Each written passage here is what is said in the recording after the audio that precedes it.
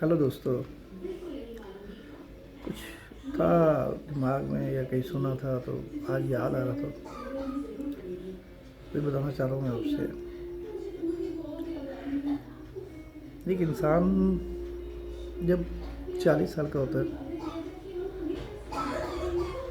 40 साल मतलब नौकरी भी कर चुका होता है 10-20 साल, और पैसा भी कमा लिया होता है। और एक दिन जब वो किसी ठेले वाले के पास या सब्जी वाले के पास या फ्रूट वाले के पास खड़ा होता है, तो उसको पता चलता है कि मेरे से ज़्यादा तो यार ये कमाता है, और ऊपर से टैक्स भी नहीं देता। उस टाइम उसको लगता है कि यार मेरे साथ तो मतलब बहुत बड़ा धोखा हो गया। इतना पढ़ लिख के, इतना मेहनत करके, नौकरी करके, और मैं इस पोस्ट पे पहुंचा हूँ और पता चल रहा है कि मेरे से ज़्यादा तो ये सब्जी वाला कमा लेता है, ये फ्रूट वाला कमाता दिन का। सेम ऐसे ही जब इंसान 50 साल का होता है तो जो सुंदरता होती है ना, सब ख़त्म हो जाती है। सुंदरता ख़त्म हो जाती है, इंसान का चेहरा वो ख़राब होने लगता है। ख़राब होने लगता है तो सुंदरता उसके लिए मायने नहीं रखती। क्यों? क्योंकि वो उस एज में आ गया। वही इंसान जब 60 साल में होता है, वो कितनी ही बड़ी पोस्ट में हो, चाहे उसके इशारों पे, उसके साइन पे पूरा सिटी चलता हो, है ना, सब उसको सलाम ठोकते हो, लेकिन 60 साल में रिटायरमेंट हो जाता है। उसके बाद एक उसके ऑफिस का चपड़ासी भी उसको सल्यूट नहीं मारता। कहने मतलब ये है कि जो पोस्ट रहता है, 60 साल के बाद उस पोस्ट की भी कोई वैल्यू नहीं रहती। इंसान ऐसा हो जाता है।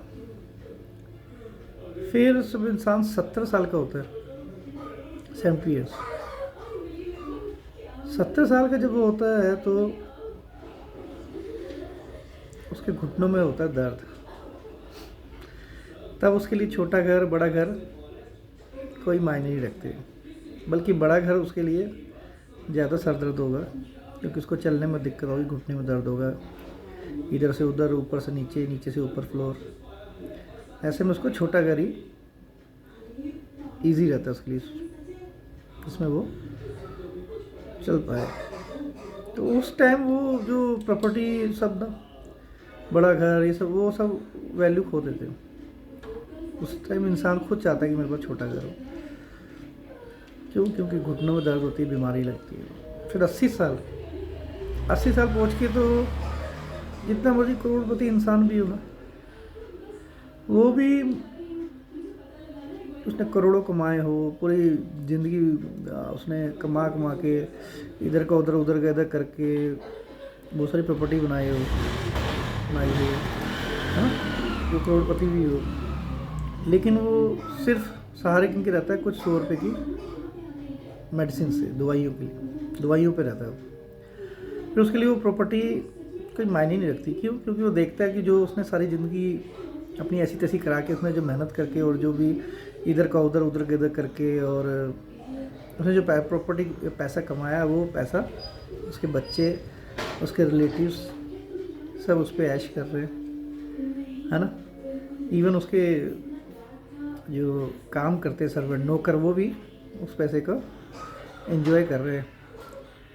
कौन नहीं कर पाता? बस वही इंसान जिसने सारी ज़िंदगी ऐसी तैसी करा रही होती है ना।